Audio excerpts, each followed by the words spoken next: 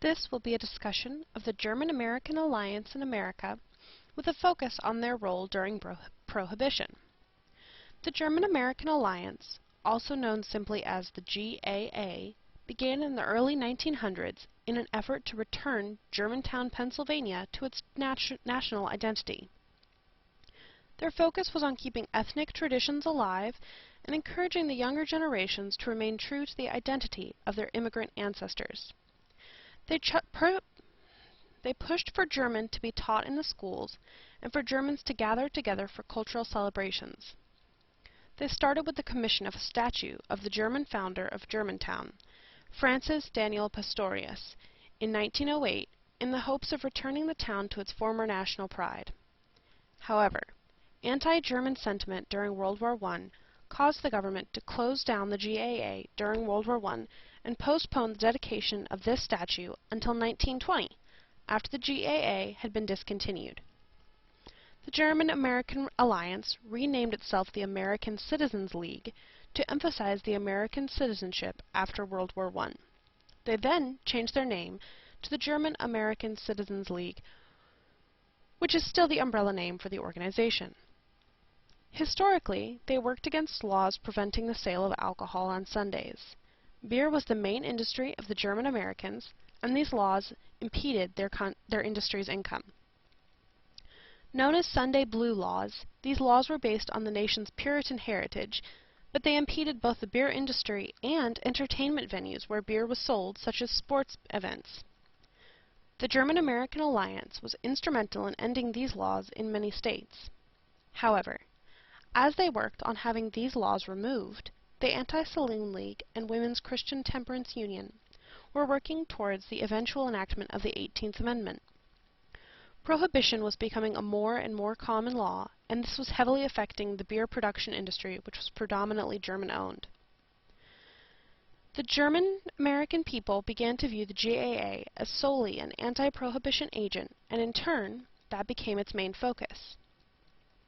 The GAA was able to make some strides against prohibition, and even in areas where alcohol was not being sold legally, a lot of people were still drinking freely. In fact, the whole movement might have failed had it not been for the beginning of World War I. Anti-German sentiments ran high as people began to assume that all Germans were spies or anti-American.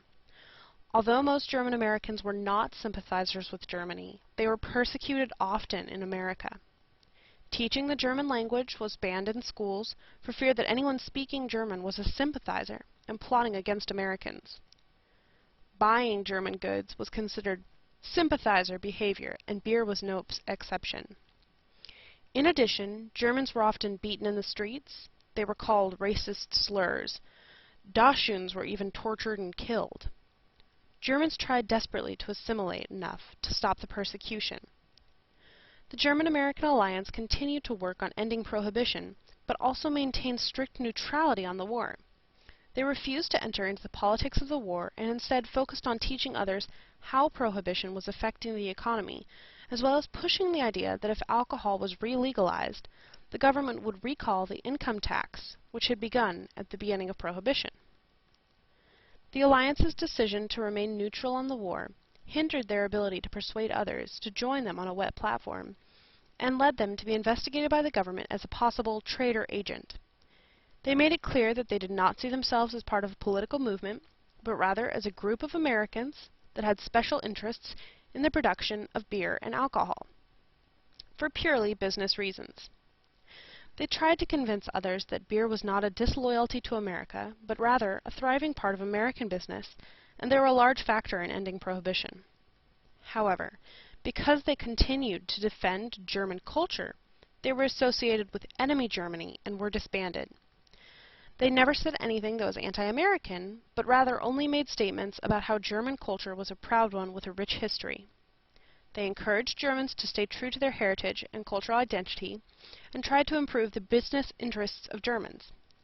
However, in 1918 they were disbanded, and came back under the name of the American Citizens League, which then had much better public relations and was more effective against prohibition. They banded together the German voters and empowered them to consistently vote wet. Many forces came together to end prohibition, but the German-American Alliance, then the American Citizens League, were absolutely instrumental in banding the Brewers and the rest of the German Americans together.